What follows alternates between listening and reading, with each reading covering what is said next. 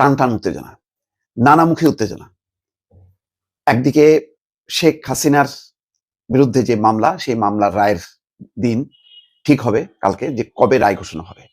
এটাকে কেন্দ্র করে তার 2 দিন 3 দিন আগের থেকে ভয়াবহ একটা অবস্থা, সারা দেশে এক ধরনের শ্বাসরুদ্ধকর অবস্থা। কি হবে কি হবে, ককটেল ফুটতেছে, গাড়ি পুড়তেছে, মানে মানুষের প্রাণ যাচ্ছে, মানে আর্মি নামছে, বিজিবি নামছে, সারা দেশে মানে সরকার সমস্ত শক্তি নিয়ে পড়ছে। হঠাৎ করেই ডক্টর মোহাম্মদ ইউনূস জাতির উদ্দেশ্যে দুপুরে ভাষণ দেবে। কি ব্যাপার, দুপুরে কেন? এটাও একটা অস্বাভাবিক অবস্থা। সাধারণত জাতির উদ্দেশ্যে রাষ্ট্রপতি বা প্রধানমন্ত্রী তারা ভাষণ দেন সন্ধ্যায় বা রাতে, দুপুর বেলায় কেন দেবে? দুপুর বেলায় তো অস্বাভাবিক। যেমন জেনারেল ওয়াকার 5ই আগস্ট দুপুর বেলায় ভাষণ দিয়েছিলেন। তো তিনি কেন ভাষণ দেবেন? তিনি কি পদত্যাগ করবেন? তিনি কি এমন বিষয়ে ঘোষণা করবেন যাতে মানে বিএনপি বা জামাত ক্ষুব্ধ হবে এবং তারা রাস্তায় নামবে? আর যদি রাস্তায় নামে তখন সরকার হয় প্রতিরোধ করবে, অথবা তারা বলবে যে আমরা নাই। এমনকি এইরকম জল্পনা কল্পনা যখন নাকি সকাল থেকে চলছে, কিছুই কেউ বুঝে উঠতে পারছে না যে সরকার কি ভয়ঙ্কর একটা বেকারদের মধ্যে পড়ছে। একদিকে আওয়ামী লীগের চাপ, অন্যদিকে বিএনপির চাপ, জামাতের চাপ, দিশেহারা অবস্থা।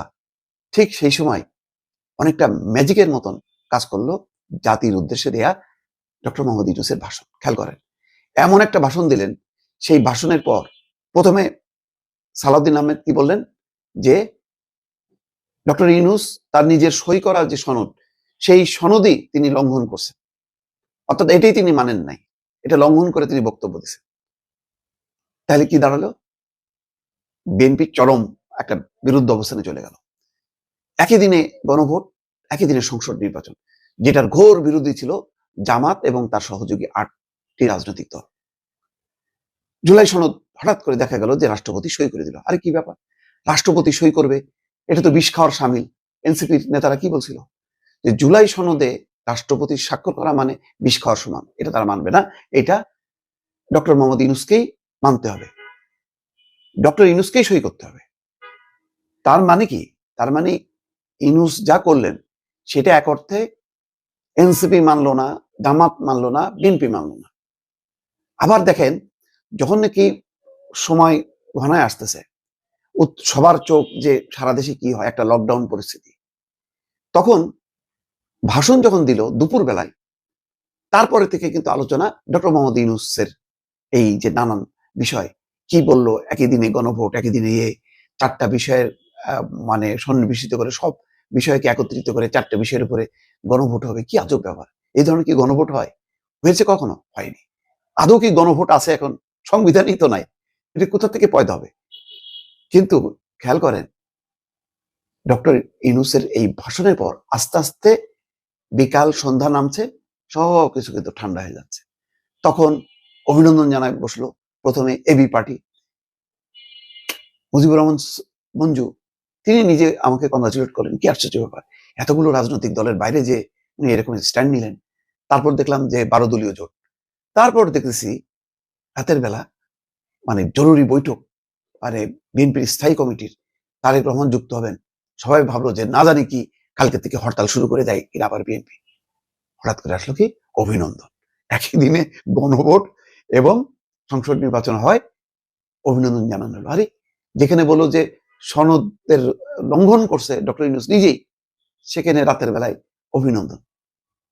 জামাত দেখেন বলল যে সনদ স্বাক্ষর হয়, তারা খুশি, সনদ হয়, কিন্তু একই দিনে গণভোট, সংসদ নির্বাচন এবং গণভোট একই দিনে হবে, এইটা ঠিক হলো না, এটা প্রত্যাহার হলো। খেয়াল করেন, তার মানে মিনমিন করে একটা প্রতিবাদ করলো, তীব্র না, বললো না যে মানি না, মানবো না, কালকে থেকে লাগাতার হরতাল অবরোধ যা আছে কপালে, না, হইল না। এনসিপি তো বললো যে আমরা ভাবতেছি, আমরা মিটিং করে জানাবো, এখনো সনদে সই করবো না। সনদ সই করার কি আছে, এটা তো অলরেডি রাষ্ট্রপতি স্বাক্ষর হয়ে গেছে, আর স্বাক্ষর করা না করা তো এখন তো কোনো আসে যায় না। তার মানে কি দেখেন, ইউনূসের, আমি যেন বললাম যে ইউনূস ম্যাজিকের সব কুপকাত, এদিকে মানে প্রধান প্রধান রাজনৈতিক দলগুলো কুপকাত, অন্যান্য রাজনৈতিক দল তারাও কুপকাত। তারপরে ফোকাস পয়েন্ট যেটা মানে আওয়ামী লীগ না জানি কি ভয়ঙ্কর ঘটনা ঘটাচ্ছে, খবরই নেই, মানুষ আর এদিকে কোনো পাত্তাই দিল না। কোন জায়গায় দেখলাম যে বাস পড়েছে, যে ধাওয়া দিছে, সেই তুরাগ নদীতে ডুবে মরছে। দুঃখজনক। কিন্তু মানুষের ভিতরে কিন্তু আর ওই আওয়ামী লীগের কর্মসূচির কোনো গুরুত্ব পাইল না। তাইলে শেষ পর্যন্ত কার জয় হলো? বিএনপির, এনসিপির, জামাতের, নাকি ডক্টর মোহাম্মদ ইউনূসের? আমি তো বলবো যে ডক্টর মোহাম্মদ ইউনূস এইরকম একটা রাজনৈতিক পরিস্থিতির মধ্যে, সংকটের মধ্যে তার এই বক্তব্যটা, ভাষণটা ম্যাজিকের মতন কাজ করছে। ফলে জয়িত তিনি শেষ পর্যন্ত, শেষ বিচারে। দর্শক, এটা আমি মতামত দিলাম। আপনারাও একটু মতামত দেবেন যে আমার বক্তব্য ঠিক আছে নাকি বেঠিক আছে।